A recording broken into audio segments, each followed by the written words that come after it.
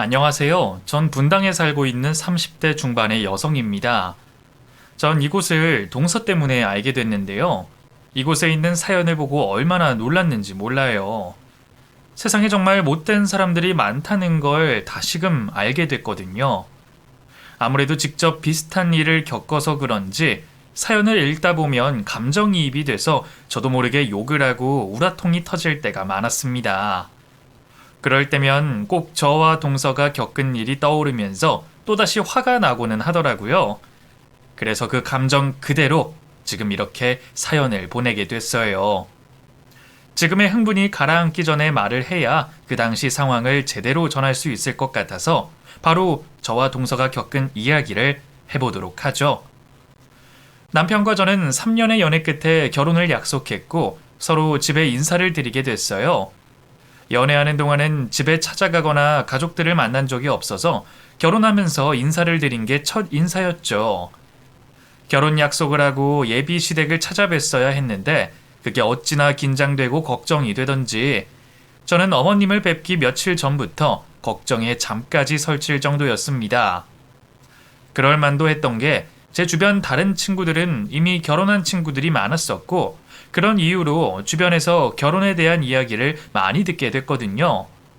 여자들이 모이면 연애 얘기 아니면 결혼 얘기이다 보니 친구들이 각자의 결혼 생활 이야기를 많이 하곤 했는데 그러면 거의 대부분 시댁 걱정들이 많았어요. 김장 얘기, 명절 제사 얘기, 온통 시댁 시집살이 이야기를 하며 시댁 문제로 골치를 겪다 보니 저도 당연히 결혼 전부터 시집살이를 걱정할 수밖에 없었어요. 거기다가 남편의 집안의 경우 몇 해 전 아버님을 떠나보내시고 홀로 지내시는 홀 시어머니였기에 더 걱정이 많았죠. 혼자 계시는 시어머니 쉽지 않다. 조심해야 하는 게 투성이일걸? 왜?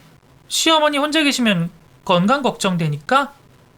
설마 그게 걱정이겠니? 혼자 계신 시어머니들이 얼마나 야단들인지 알아? 여자들 나이 들면 다 외롭고 한가해지는데 그럼 그때부터 남편 대신 아들한테 집착하는 거야.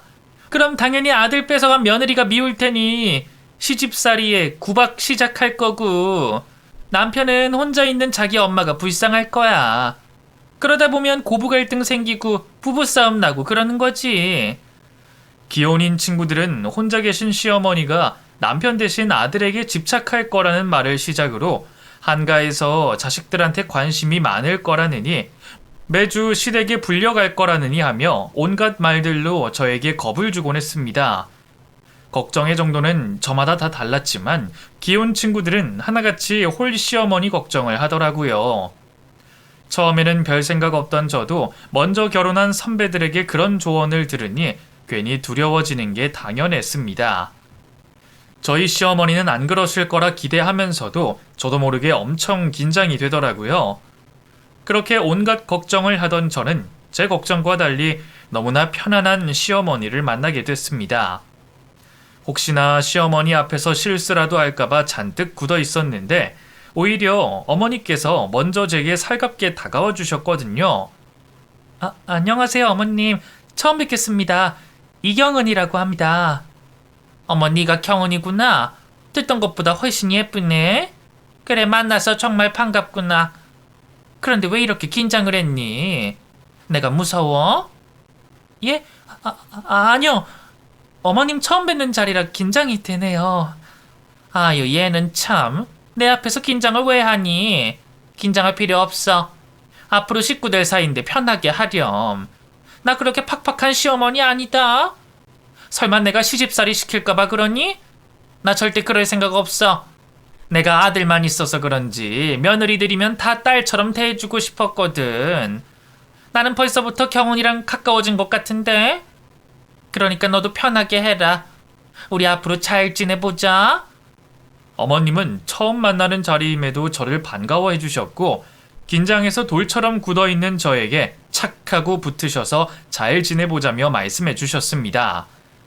첫 만남이었는데도 불구하고 몇 년 동안 알고 지내온 사이인 것처럼 살갑게 대해주시는 시어머니의 모습에 저는 감사하면서도 한편으로는 당황스럽고 부담스럽기도 했어요. 저는 아직 어머님이 어렵기만 한데 자꾸 딸처럼 해달라며 말씀하시니 어떻게 해야 할지 모르겠더라고요. 그래도 저를 불편하게 생각하지 않으시고 가족이라며 먼저 다가와 주시는 어머님께 참 감사해 했습니다. 워낙 안 좋은 얘기들을 많이 들어서 그런지 과한 친절이라도 저를 반겨주시는 게 복에 겨운 상황이라 생각했거든요. 그래서 저는 제가 더 어머님께 잘해야겠다고 생각했습니다. 제가 낯도 가리고 숫기도 별로 없어서 어른들 앞에서 변죽 좋게 살갑게 구는 성격은 못 되지만 밝으신 어머님 성격에 최대한 맞춰보려고 노력했어요. 그렇게 다행히 다정한 시어머니를 만나게 된 저는 그 후 상견례까지 무사히 치르게 됐습니다. 상견례에서도 저희 부모님과 대화를 잘 나누시고 크게 문제될 것도 없었죠.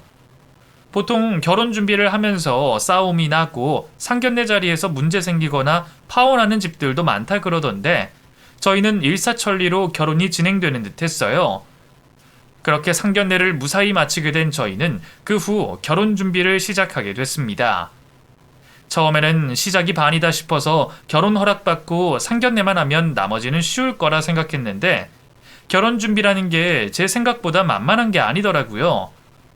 결혼식 준비부터 혼수까지 신경 쓸 게 얼마나 많은지 저는 정신이 하나도 없었습니다.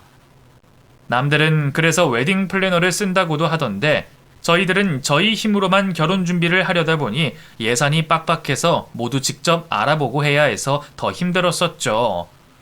게다가 남편이나 저나 둘 다 직장 생활을 하다 보니 시간 맞추기도 힘들고 어쩌다 보니 여유가 조금 더 있던 제가 혼자 해야 하는 게 많았어요. 그런데 그때 저희 사정을 들으신 시어머니가 저희를 도와주시겠다고 연락을 해오셨습니다. 아가, 결혼 준비로 힘들지? 바쁜데 혼자 고생한다는 얘기는 들었다. 힘들면 내가 도와줄 테니까 같이 준비해보자꾸나. 아직 시어머니와 단둘이 시간을 보내는 건 어색해서 부담스럽기도 했지만 저 혼자 가구나 가전제품들을 고르는 게 힘들어서 누군가의 도움이 절실했기에 저는 시어머니와 함께 혼수를 고르게 됐습니다. 아가, 이건 어떠니? 튼튼해 보이고 좋아 보이는데. 내가 네 스타일을 잘 몰라서 말이야. 너는 어떻게 생각하니? 와, 정말 예쁘고 좋아 보여요. 근데 이건 가격이 너무 비싸서요. 저희는 좀 싼 걸로 사야 할 것 같아서요. 마음에는 드는 거니? 가격이 문제라서 그래? 그렇죠. 그래도 비싼 게 좋기는 좋네요. 그럼 그러지 말고 마음에 들면 이걸로 해. 내가 사주마. 예? 어머님께서요? 아니에요. 그냥 저희 수준에 맞춰서 하면 되는걸요. 마음만 감사히 받겠습니다. 왜? 내가 해준다는데 부담스러워서 그러니? 엄마가 도와주는 건데 뭐 어때? 아니에요. 저희는 어차피 신혼부부인데 저렇게 좋은 것까진 필요 없을 것 같아요. 나중에 돈 생기고 아이 생기면 그때 더 좋은 거 하면 되죠. 네가 아직 몰라서 그러는데 나중에 어쩐다 저쩐다 해도 그게 쉽지가 않아요. 지금이야 싼 거 사고 나중에 좋은 거 사겠다고 해도 나중 돼봐라. 전자레인지 하나 바꾸는 것도 쉽게 못해. 왜냐면 아직 쓸만해 보이니까. 작동은 또 잘 되거든. 그래서 그냥 나중에 하고 미루다 보면 10년이 뭐야. 고장 날 때까지 쓰게 되지. 그러다가 고장 안 나면 평생 써야 하고. 그러니까 두고두고 쓸 물건들은 처음에 살 때 비싸더라도 좋은 걸로 사야 하는 거야. 그게 나중에는 오히려 돈 아끼는 방법이다. 그러니까 내가 사주겠다고 할 때 그냥 감사하게 받으면 돼. 시어머니는 신혼 살림은 10년 넘게 쓰는 법이라며 좋은 것들로 사는 게 좋다며 예산이 모자란 저희를 대신해서 혼수 마련까지 해주시겠다고 하셨어요. 말씀은 감사했지만 사실 저는 좀 부담스러웠죠. 저희 힘으로 결혼하겠다고 발품 팔아가며 열심히 준비했던 건데 시어머니께 도움을 받으면 죄송스럽기도 하고 괜히 부담을 드리는 것 같았거든요. 그래서 부담된다며 거절을 했지만 시어머니는 강경하셨습니다. 아니에요, 어머님. 저희 정말 괜찮아요. 저 그렇게 눈이 높지도 않고 싸구려 사도 오래 잘 쓸 수 있어요. 그냥 저희 예산에서 알아서 하는 게 좋을 것 같아요. 어머, 경은이 너 은근히 고집 세구나. 이럴 때는 그냥 어른들이 하자고 하는 대로 하는 게 좋은 건데. 아직 어려서 어른들 마음을 모르는구나. 너희들이야 부모 도움 안 받고 알아서들 하고 싶겠지만 부모 마음은 또 그런 게 아니잖니. 그래도 도움 안 받고 결혼하기로 했는데 이제 와서 어떻게 그러겠어요. 정말 괜찮아요, 어머님. 자식 결혼하는데 아무것도 안 하려니 내가 자꾸 미안한 생각이 들어서 그래. 내가 빚내서 도와준다는 것도 아니고 여유 되니까 해주고 싶어서 해준다는데 뭘 그렇게 거절을 하니? 어차피 나이든 내가 돈 들어갈 곳이 어디 있어. 돈 쥐고 있는다고 뭐가 달라지는 것도 아니고. 젊은 사람들 도와주면 나야 좋지. 그러지 말고 그냥 내 말대로 해라. 이거 다 마음에 들면 이대로 그냥 사자. 알겠지? 제가 몇 번이나 거절했지만 시어머니는 끝까지 도와주고 싶으시다며 결국 저희에게 비싸고 좋은 혼수들을 해주셨습니다.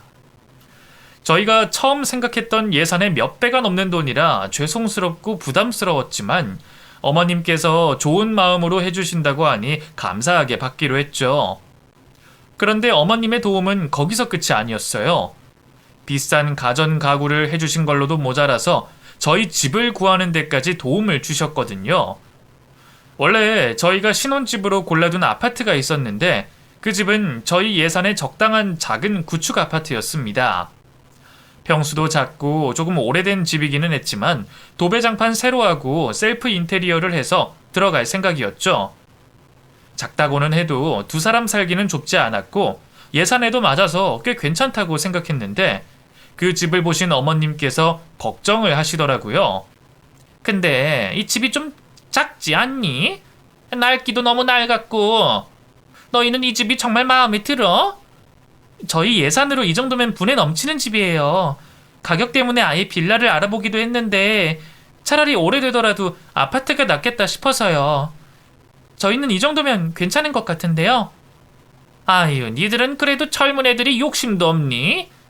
이런 아파트에서 정말 신혼하고 싶어? 니들 애는 안 가질 거니? 뭐 지금이야 니들 둘만 있으니까 집이 안 좁아 보이지. 애 생겨봐라. 이거 2배가 돼도 부족해요. 애 하나 생기면 집에 짐이 얼마나 많이 생기는지 아니? 온 집안을 아이 용품으로 쌓아둬도 모자랄 지경이야.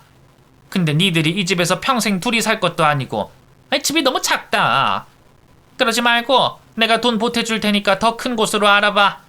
이왕이면 좀 신축으로 알아보고. 여기는 낡아도 너무 낡아서 안 되겠다. 이런 집 들어와서 살다가는 집값보다 수리비가 더 들겠다. 저희가 예산에 맞춰서 한다고 너무 욕심을 안 부렸던 건지 시어머니가 답답하다며 더 좋은 집을 구할 돈까지 도와주신다고 하시더라고요. 저희는 혼자 사시는 시어머니 사정이 걱정돼서 되도록 도움을 안 받으려고 생각했는데 이렇게까지 자식들을 위해 주시니 저희로서는 너무 감사했어요. 아직 저희들은 자식으로서 제대로 해드린 것도 없는데 뭐라고 감사를 드려야 할지 걱정이었죠. 그런 시어머니께 은혜를 갚기 위해서는 제가 더 잘하는 수밖에 없겠다 싶었습니다. 그래서 저는 너무나 잘해주시는 시어머니께 감사를 드리며 남편보다 어머님을 더 챙겨드리게 됐어요. 그런데 결혼 후 어머님의 본심을 알게 됐습니다.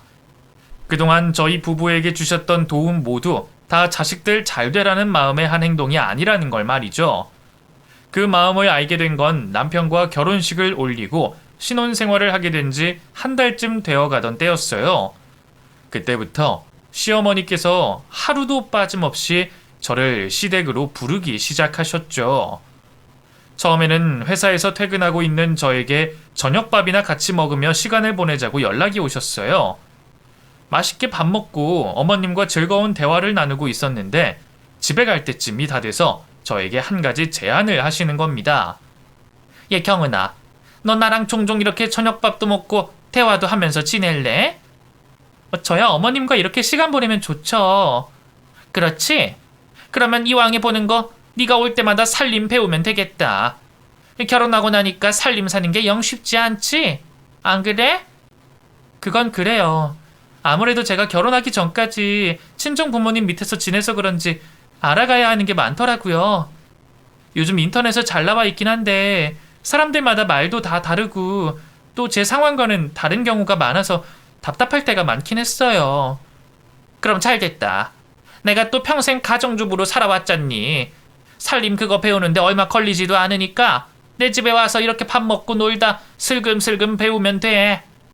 그리고 이왕 살림 배우는 거 내가 옆에서 요리하는 법도 알려주마. 우리 경준이가 내가 한 음식이라면 또 환장을 하잖니. 그럼 앞으로 우리 이렇게 즐거운 시간 가지면서 네가 내 옆에서 살림과 음식 배우는 걸로 하자. 그때까지만 해도 전 복에 겨운 며느리라고 생각했습니다. 시어머니 되는 분께서 모자란 살림살이와 음식 솜씨를 가지고 혼을 내시지 않으시고 즐거운 분위기 속에 직접 알려주신다고 말씀을 하셨으니까요. 결혼 전부터 지금까지 저를 친딸처럼 여겨주시는 어머님과 즐거운 시간을 보낼 수 있을 거라고 생각했어요. 그렇게 바로 다음 날 어머님께서 점심쯤 문자 연락을 해오시며 그날 집으로 찾아오라고 하셨습니다. 그리고 그날 역시 좋은 분위기 속에 어머님 댁에서 저녁 시간을 보내게 됐죠. 그런데 바로 다음 날 또 연락이 오더라고요. 그리고 그 뒤로도 매일같이 시댁으로 들어오라는 어머님의 연락이 오기 시작했습니다. 분명 종종이라고 말씀하셨는데 단 하루도 빠짐없이 저를 부르셨죠. 제가 집에서 살림을 사는 가정주부라면 그나마 좀 나을 텐데 회사를 다니고 있는 직장인이다 보니 점점 어머님의 부름이 부담스러워지고 힘들어졌습니다. 문제는 그뿐만이 아니었어요. 처음에는 분명 즐겁게 같이 시간을 보내자고 하셨는데 제가 음식과 살림을 어느 정도 배우게 되니 태도가 바뀌셨습니다. 저보고 집안 청소부터 설거지, 음식까지 전부 다 하라고 말씀을 하시는 거죠. 그 말을 처음 들었을 때만 해도 어머님께서 오늘 몸이 안 좋으시구나 싶어 별다른 생각 없이 시키는 대로 했어요. 그런데 그 다음 날도 또 그 다음 날도 이어지는 독박 살림과 음식 준비에 뭔가 이상하다는 걸 느끼게 됐죠. 오늘은 왜 이렇게 늦게 왔니? 퇴근하고 어디 들리고 온 거야? 아니요, 바로 왔는데 요 앞에서 차가 막혀서요. 그러게 퇴근 시간 되면 바로 튀어나와야지. 네가 해야 할 게 태산이다. 이 집 정리는 대충 해놓고 우선 밥부터 먹자. 덜 된 청소는 네가 집에 가기 전에 해놓고 가면 되겠고. 아, 네. 저 어머님. 왜? 뭐 문제 있냐? 아니요. 배고프실 텐데 얼른 준비할게요. 당연히 불만이 가득 쌓였습니다. 그래서 말을 할까 하다 우선은 좀 참기로 했어요. 결혼할 때 어머님께 받은 도움도 많았고 결혼한 지 얼마나 됐다고 어머님과 사이가 나빠질 상황을 만드나 싶었거든요. 이렇게 된 거 좋게 생각하기로 했습니다. 어머님과 더 가까워지고 살림과 요리를 더 빨리 배운다 생각하자고 했죠. 그래서 어머님이 시키시는 일을 전부 다 해내고 있었어요. 그런데 정말 해도 해도 너무했던 게 직장인인 제가 딱 이틀 쉬는 주말에도 저를 불렀다는 겁니다. 그것도 저를 부르기 시작한 지 몇 주가 넘도록 한 번도 빠지지 않고 말이죠. 그러니까 제가 언 2달 가까이 단 하루도 쉬지 못했던 거예요. 남편도 매일같이 시댁을 찾는 저를 보고 이상하게 생각했어요. 그런데 남편에게 솔직하게 말할 수가 없었습니다. 괜히 저 때문에 남편과 어머님 사이에 썰전이 오갈까 싶어서요. 그래서 남편에게는 제가 어머님께 배울 게 있다고 하거나 회사 업무 핑계를 대며 시댁에 가게 됐죠. 그렇게 집안에 큰 소리가 나지 않게 하려고 노력하던 저도 결국에는 한계에 부딪히고 말았습니다. 어머님께서 주중에도 모자라 주말까지 불러 살림과 음식을 알려주겠다는 핑계로 시집살이를 시키니 육체적으로나 정신적으로나 녹초가 될 수밖에 없었으니까요. 제가 정신을 차리지 못하니 남편이 일을 수상하게 생각해 무슨 일이냐며 물어보게 됐고 저는 정신이 반은 나간 상태로 지금까지 있었던 일을 말하게 됐죠. 그러면서도 남편이 어머님께 심하게 말을 하거나 어머님께서 제가 남편에게 일러 바친 걸로 오해를 하실까봐 남편에게 신신당부했습니다. 절대 화를 내서는 안 되고 무조건 부드럽게 좋게 말하라고 말이죠. 남편도 제가 우려하는 바를 알았기 때문에 우연히 이 상황을 알아낸 것처럼 행동해줬습니다. 주말을 맞아 또다시 시댁으로 간 저를 따라 남편이 시댁으로 들어온 거죠. 그리곤 어머님께 저를 무리하게 시키지 말아달라며 부탁했어요. 경준이 네가 연락도 없이 웬일이냐? 제가 설마 해서 따라왔어요. 이 사람 주중 주말도 없이 맨날 어디를 다녀오길래 무슨 일인가 싶어서 몰래 휴대폰을 봤거든요. 그러다 매번 어머니께서 이 사람에게 집으로 들어오라고 보낸 문자를 제가 보게 됐고요. 어머니, 이 사람 저랑 똑같이 회사에서 일하는 사람이에요. 물론 딸 같은 며느리한테 살림이든 음식이든 하나라도 더 가르치고 같이 시간 보내고 싶으시겠지만 그래도 어느 정도가 있어야죠. 이 사람 이렇게 매일 여기 와서 생활하면 피로는 언제 풀겠어요? 그동안 많이 배웠을 테니까 이제 좀 쉬게 해주세요. 남편이 말실수라도 해서 어머님 심기를 거스르면 어떡하나 싶었는데 너무 말을 잘해줬습니다. 그 정도면 완곡하게 표현하면서도 어머님께서 지금까지 너무 무리한 행동을 하셨다는 걸 깨닫게 해줄 거라고 생각했죠. 그런데 제 예상이 완전히 빗나가고 말았습니다. 어머님 입에서 어처구니가 없는 말을 듣게 됐거든요. 무리? 내가 지금 무리한 요구를 한다고 생각하니? 너희들 말 맞다나. 둘 다 사회인인 사람들이 세상 돌아가는 이치를 몰라서 그런 말을 하니? 가는 게 있으면 오는 게 있어야 하고 받은 게 있으면 갚는 게 이 세상 이치인 거야. 안 그래? 너희들 결혼하면서 나한테 받은 도움이 얼마나 되는 줄 알고 있니? 받은 건 잔뜩 있으면서 이제 와서 입 싹 닦겠다는 거야? 그게 무슨 말씀이세요? 저희가 입을 닦으려고 하다뇨. 말로 하면 복잡하니까 내가 이걸로 보여주마. 여기 지금까지 경은이가 우리 집에 와서 살림 살고 요리했던 시간들이다.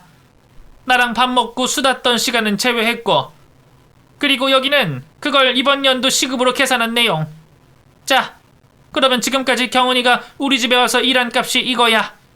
그리고 너희가 결혼 준비하면서 나한테 가져간 돈이 여기 있고, 이제 대충 무슨 말인 줄 알겠니? 너희가 이 돈 전부 탕감하기 전까지는 내 말 그대로 따라야 한다는 말이야. 솔직히 어머님 말씀을 다 듣고서도 이해가 되지 않았습니다.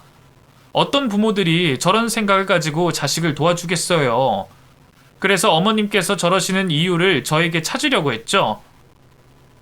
제가 어머님과 시간을 보내는 동안 무슨 실수를 했던 적이 없는지 기억을 되짚어보려 생각해내려고 했어요. 당연히 잘못은 물론이었고 실수 한 번 한 적이 없었습니다. 어머님께서 아무리 저를 편하게 대해주셔도 저는 긴장 한 번 놓은 적이 없었으니까요. 결국 그때 시어머니께서 하시는 말 모두가 진심이라는 걸 알았죠. 경악을 금치 못했습니다. 부모가 돼서 자식과 며느리에게 도움 준 돈으로 효도 이자를 받아내겠다고 하는 것과 그걸 당당히 말씀하시는 어머님을 보고서 말이죠. 남편도 엄청나게 황당해하는 모습이었습니다. 어머니, 말이 되는 소리예요? 저희가 어머님께 금전적인 도움을 받지 않았으면 잘 안 했을 것 같아요? 저희가 먼저 빌려달라고 한 것도 아니잖아요. 근데 왜 이렇게 하세요? 그렇게까지 안 하셔도 자식 노릇 자식된 돌이 할 거라고요. 너희들 편할 때, 너희들 즐길 거 다 즐기고 시간 남아돌 때 하는 자식 노릇, 그건 여기 나와 있는 돈 전부 탕감하고 나서 해라. 우선은 내가 도와준 돈 내가 시키는 대로 해서 다 갚을 생각이나 하고, 난 너희들 이 돈 다 갚기 전까지는 지금처럼 할 거다. 너희는 내 말 따라야 하고, 아니면 지금 당장이라도 그 돈 돌려주던가. 되돌려줄 수 있는 상황이면 그 자리에서 줬을 겁니다. 그런데 시모가 사준 물건들 다시 판다고 해도 이미 저희들 손을 거쳐 중고품이 된 마당에 제값을 받을 수도 없었죠. 그 차액이야 월급으로 어떻게든 메꿔서 드리면 되는 건데 문제는 집을 구할 때 도움받은 돈이었습니다. 한두 푼도 아니었고 그렇다고 이제 막 이사온 신혼집을 팔 수도 없었죠. 결국 울며 겨자 먹기로 시모의 말을 따를 수밖에 없었습니다. 결국 나에게도 우려하는 일이 생겼구나 싶으면서도 한편으로는 마음이 편했어요. 시모가 저에게 왜 이러는지 그 이유를 알 수 있었고 또 앞으로 그 돈들을 효도로 다 갚을 때까지 마음을 비우고 살면 됐으니까요.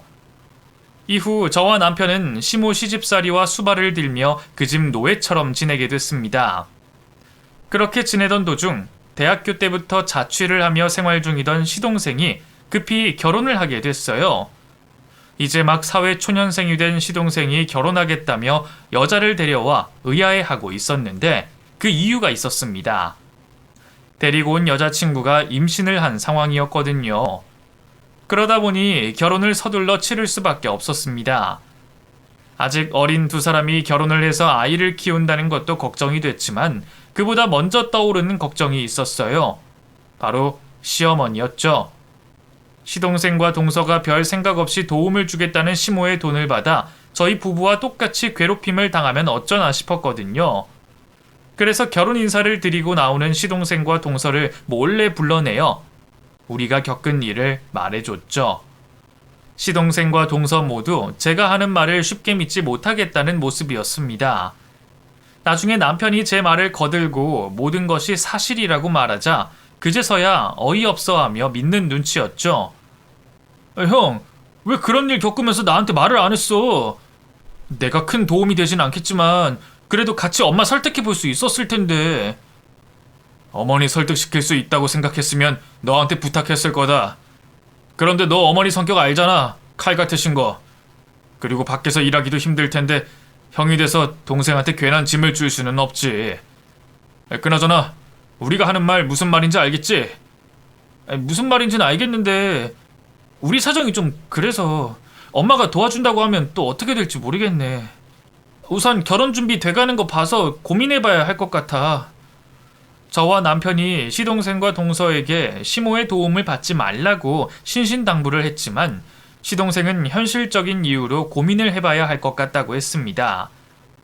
동서가 개인적 사정으로 인해 친정의 도움을 받을 수 없다고 했거든요. 거기다 시동생 역시 아직 사회 초년생이다 보니 결혼에 대해 금전적인 준비가 덜 되어 있는 상황이었죠. 두 사람 모두 당장 지내게 될 신혼집부터 고민이다 보니 시모의 도움을 거절할 수 없을 것 같다고 했습니다.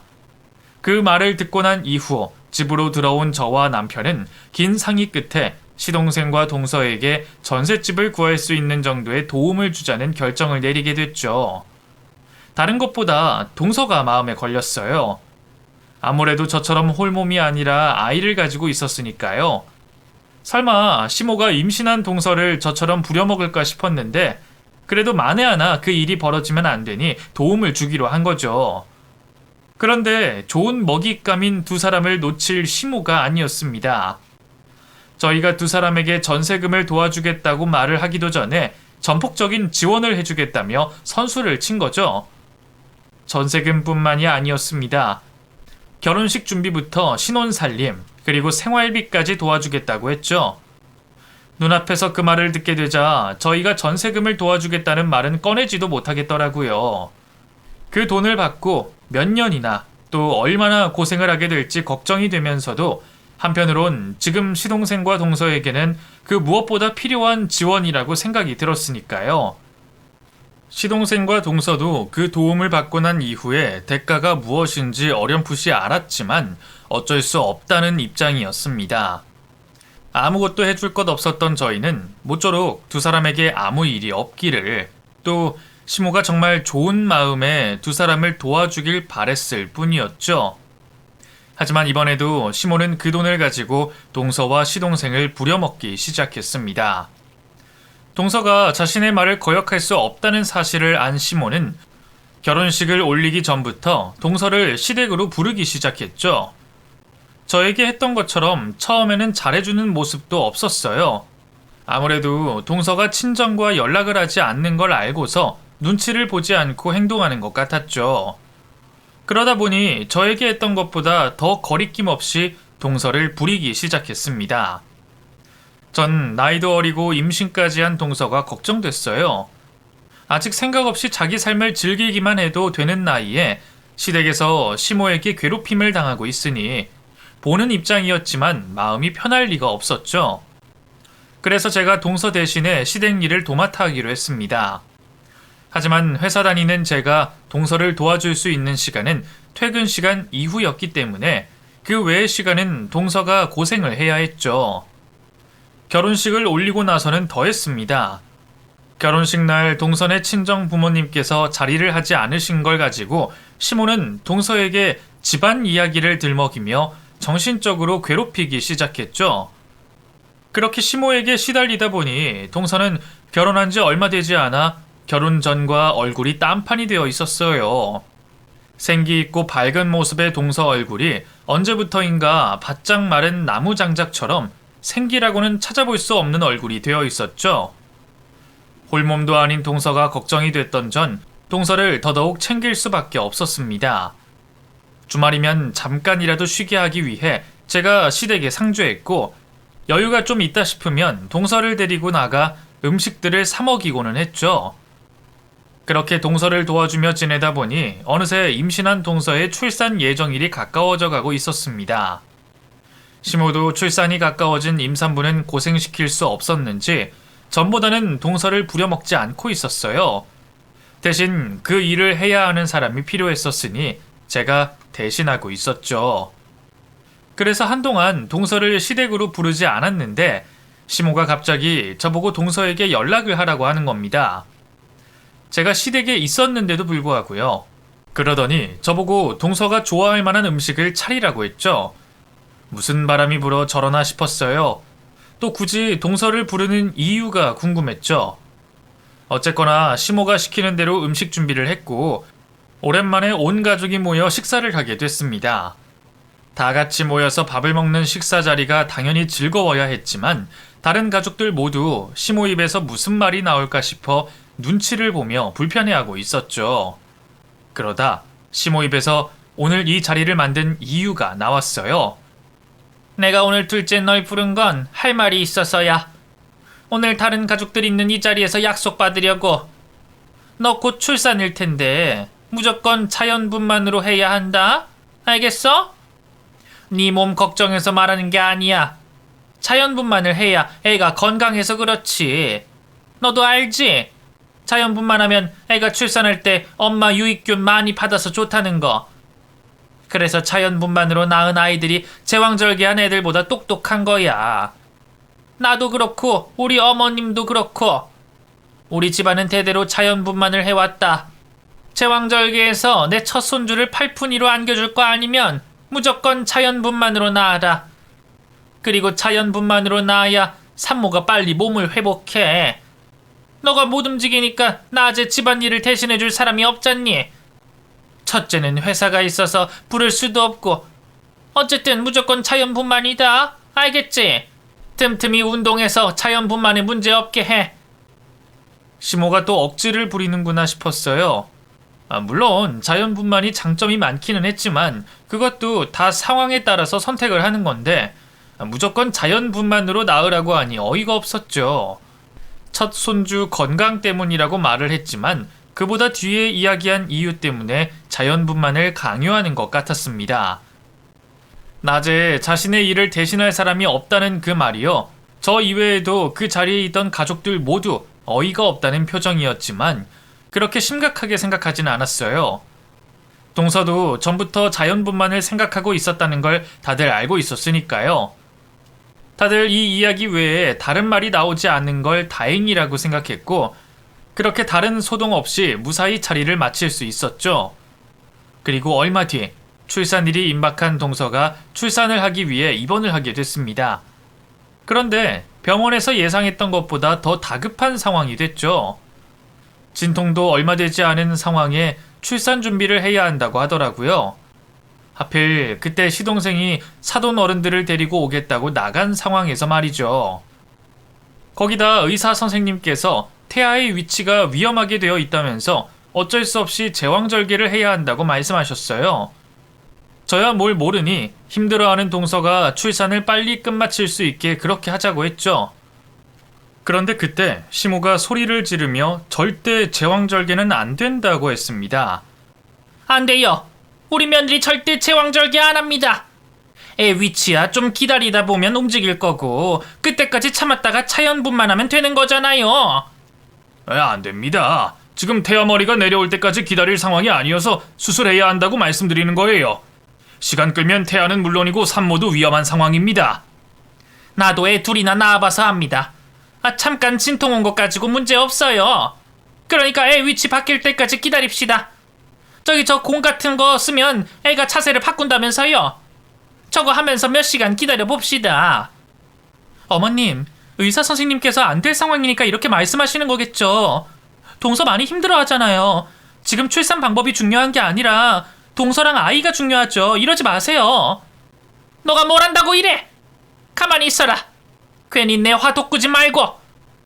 도대체 왜 괜한 억지를 부리는 건지 시몬은 의사 선생님의 말에도 불구하고 무조건 자연분만을 하겠다고 난리였습니다. 옆에서 동서가 울고 있는데도 불구하고 말이죠. 전 시모를 설득시키는 것보다 시동생을 부르는 게 빠를 것 같아 전화를 하게 됐습니다. 제가 시동생에게 전화를 하고 있는 사이 의사 선생님과 의료진들이 시모를 설득시키려고 했지만 역시나 소용이 없었어요. 결국 더는 안 되겠다고 판단하신 의사 선생님께서 현 상황을 응급 상황으로 판단해 동서 동의만 얻고 곧장 수술을 하시겠다고 말씀하셨죠. 그러자 시모는 동서 침대를 잡고서 난동을 부리며 버티기 시작했습니다. 악다구니를 쓰며 버티고 있는 시모를 보니 정말 악마가 같이 보이더군요. 자기도 자식을 둘이나 낳았으니 지금 동서가 겪고 있는 일이 얼마나 힘든지 짐작이 될 텐데 저러고 있으니까 말이죠. 또 힘은 어찌나 세던지 젊은 간호사들이 붙어도 시모를 떼어낼 수 없었습니다. 결국 병원 측에서 두 손 두 발 들 수밖에 없었어요. 그럼 우선 자연분만 유도해 볼게요. 그런데 정상황이 좋지 않으면 어쩔 수 없습니다. 그렇게 되면 곧장 수술할 거고요. 그때도 방해하시면 그땐 저희도 경찰에 신고할 겁니다. 그렇게 하세요. 알았으니까 의사 선생님께서도 우선 자연분만 할 수 있게 최대한 노력하세요. 대충 하는 척하지 말고요. 그런데 동서가 분만실로 가려던 도중 의식을 잃은 상황이 생겨 자연분만 그런 거 따질 새가 없이 수술실로 들어가게 됐습니다. 시모도 막상 동서가 위험한 상황이 됐다는 걸 알자 그때는 입을 다물고 있더군요. 전 동서가 무사하기만을 바라며 수술실 밖에서 대기하게 됐죠. 수술은 제 생각보다 금방 끝났어요. 아이와 산모 모두 생명에 지장이 없었고요. 그런데 의사 선생님께서 충격적인 소식을 전하셨습니다. 시모 때문에 수술이 지체되던 사이 잠깐 심정지가 왔던 탓으로 동서에게 장애가 생길 수도 있었다는 말이었죠. 지체하지 않고 곧바로 조치를 했으면 별 문제가 없을 수도 있겠지만 뇌 손상으로 신경학적 후유증이 생길 수 있다고 했습니다. 전 그 말을 듣자마자 바로 시모를 째려보게 되더라고요. 이 모든 게 시모 때문에 벌어진 일이었으니까요. 처음부터 의사 선생님 말을 듣고 제왕절개를 했더라면 이런 일이 없었을 텐데 왜 되지도 않는 억지 고집을 부려서 동서에게 가지지도 않아도 될 장애를 가지게 하나 싶어서 말이죠. 시모도 자기 때문에 그런 상황이 벌어졌다는 걸 아는 눈치였습니다. 그런데 자기 탓을 인정하기 싫다는 눈치였어요. 갑자기 말을 전하는 의사 선생님 탓을 하기 시작했죠. 아니 산모와 태아 건강은 이 병원이 책임져야 하는 거 아니에요? 지금 우리 며느리가 장애를 얻었다는 말을 그렇게 쉽게 할 수 있냐고요? 도대체 이 병원은 어떻게 됐길래 출산하러 온 임산부를 장애인으로 만들어? 지금 그걸 우리에게 할 소리라고 하는 거예요? 그건 산모분 시어머니께서 상황을 지체시켜서 이렇게... 아닙니다. 우선 산모분 회복하고 나서 상태가 어떠한지 보고 추후에 말씀드리겠습니다. 의사 선생님께서도 시모와는 더 이상 말이 통하지 않을 거라는 걸 알자 시모와 대화하는 걸 그만두고 저에게 앞으로의 상황을 말씀해 주셨어요. 그렇게 의사 선생님께서 자리를 떠나시고 회복실로 옮겨진 동서와 아기를 보고 난 뒤였습니다. 시모는 찔리는 게 있는지 계속해서 병원 탓과 동서 탓을 하셨어요. 시모가 하는 말은 모두 다 한 귀로 흘려들으려고 했던 저도 계속된 시모의 남 탓에 결국 화를 내게 됐죠. 비싼 데라고 해서 왔더니 뭐? 수술이 지체돼서? 참나 어이가 없네. 이러고도 돈을 받겠다는 건 도둑놈 심보지. 그리고 쟤는 진통을 몇 시간이나 했다고 이 사단을 만들어? 애 하나 낳는 것도 제대로 못해서는. 도대체 어느 정도 장애를 가진다는 거야? 그걸 알아야 앞으로 일을 어떻게 시켜야 하는지 알지? 병원이고 쟤고 어디 하나 마음에 드는 구석이 없네. 어머님, 지금 이걸 왜 병원 탓을 하시고 동서 탓을 하세요? 동서가 누구 때문에 이렇게 된 건데요? 어머님이 처음부터 악다구니 안 썼으면 이런 일 생기지도 않았어요. 아니, 생겼다고 하더라도 지금 이 상황에 사람 부려먹을 생각하시면 어쩌자는 거예요? 처음부터 묻고 싶은 거였는데 도대체 왜 이렇게까지 하시는 거예요? 돈으로 사람 부려먹는 걸로 쾌감 같은 걸 느끼세요? 사람 자기 마음대로 조종해야만 마음이 편하신 거예요? 그렇다고 쳐도 동서가 애를 낳다 장애를 가졌다고 하는데 사람이라면 안타까워하고 미안해하는 모습은 조금이라도 보이셔야죠. 뭐? 그러니까 너 지금 제가 저렇게 된 게 내 탓이라는 거냐? 이게 정말 그게 왜 내 탓이야? 제 탓 아니면 병원 탓이지?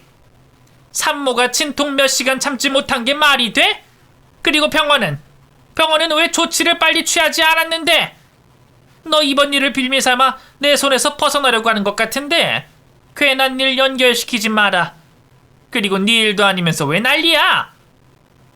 지금 한 집안 사람이 애를 낳다 장애를 가졌다고 하는데 내일 네 일이 중요해요? 그리고 어머님이 괜한 짓만 안 했어도 분명히 동서 무사했을 거라고요. 바로 수술하는데 무슨 일이 생겨도 바로 조치를 취했겠죠. 그러면 장애를 가질 일이 뭐가 있겠어요? 저도 말을 하다 보니 화가 너무 많이 나 복도가 떠나가라 소리를 지르게 됐어요. 그런데 그때 언제 제 뒤로 오신 건지 한 남성분께서 소리를 치셨습니다. 지금 그게 무슨 말입니까? 우리 딸이 장애를 가졌다고요? 그 말을 듣고 알 수 있었어요. 앞에 계신 분이 동서의 아버님이라는 걸 말이죠. 곧이어 시동생과 동서 어머님으로 보이시는 여성분께서도 복도로 들어오셨습니다. 처음 뵙는 사돈 어른들을 뵙고 당황스럽긴 했지만 우선 방금 전 있었던 일을 알리는 게 우선이라고 생각했습니다. 그래서 앞서 있었던 일들을 시동생과 사돈들께 모두 소상히 말하게 됐죠.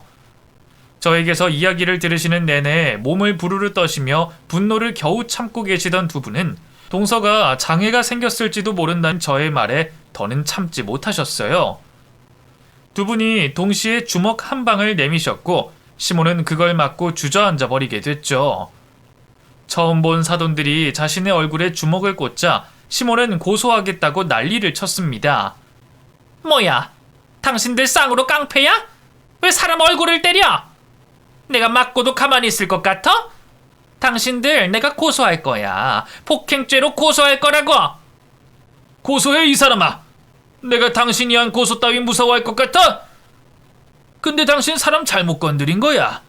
당신이야말로 내가 고소장 다발로 받게 해줄 테니까.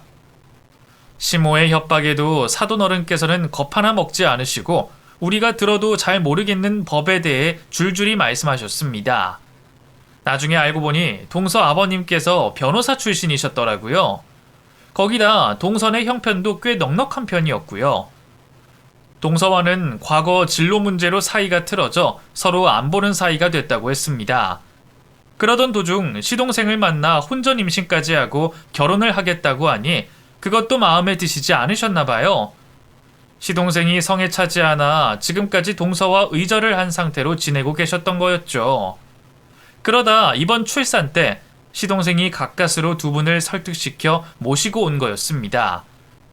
그러다 보니 안 그래도 동서에게 미안한 마음을 가지셨던 두 분께서는 제 말을 듣고 시모를 가만히 둘 수 없었던 거죠. 동서 아버님께서는 시모에게 꼭 죗값을 치르게 해주겠다고 말씀하셨어요.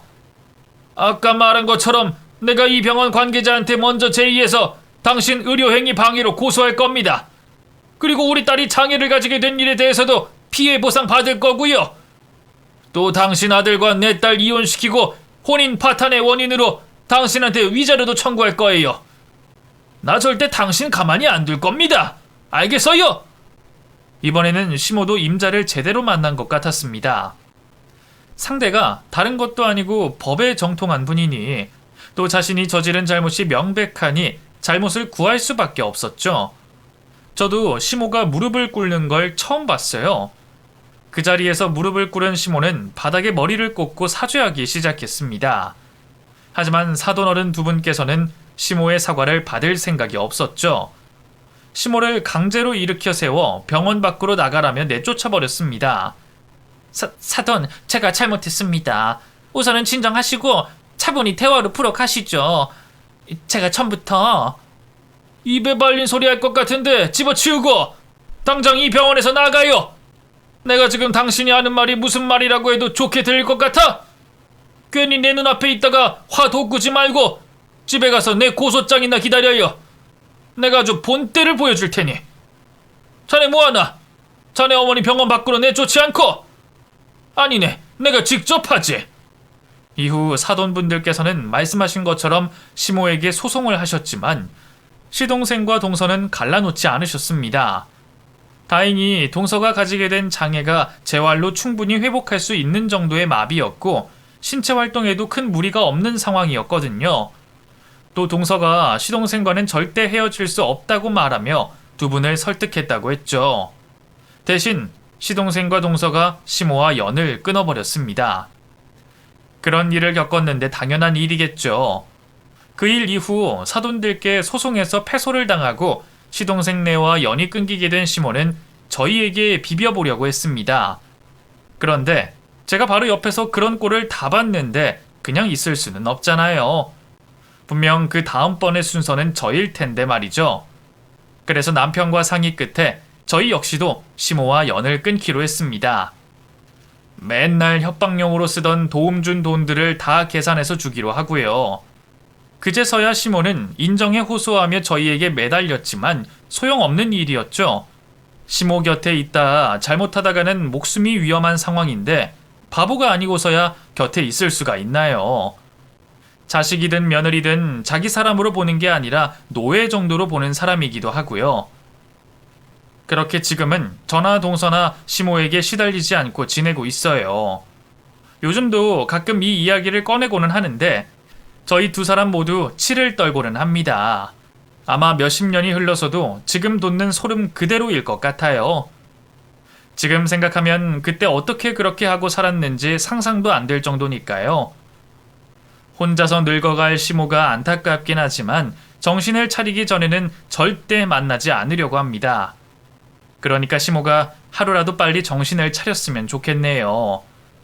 저희도 마음 한켠에 항상 자식된 도리를 못하는 불편한 마음을 가지고 있으니까요. 꼭 어머님께서 정신을 차리셔서 저희가 마음 편해질 수 있는 날이 왔으면 합니다.